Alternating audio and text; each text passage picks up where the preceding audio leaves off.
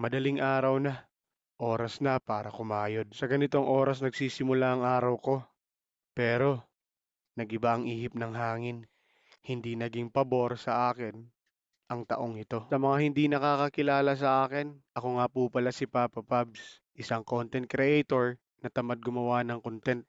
Pero hindi ako tambay ha, baka magiging tambay pa lang.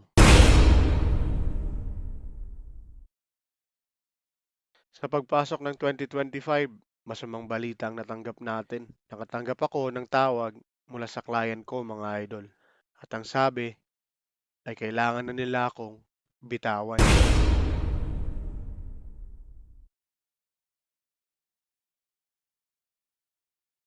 Sa mga oras na iyon, ay hindi ako makapagsalita. Hindi ko alam kung ano ang sasabihin. Marami siyang sinabi tungkol sa pagbabago ng management, pero ni isa doon, wala akong maintindihan.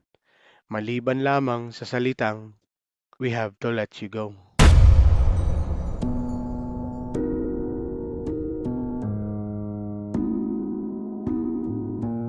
Wala akong maramdaman sa mga oras na iyon. Tuliro at hindi alam ang susunod na gagawin. Sobrang dami kong iniisip. Paano na ang pang-araw-araw na gastusin? Paano na ang paparating na pasukan? Lalo na ang mga pangangailangan ng mga bata.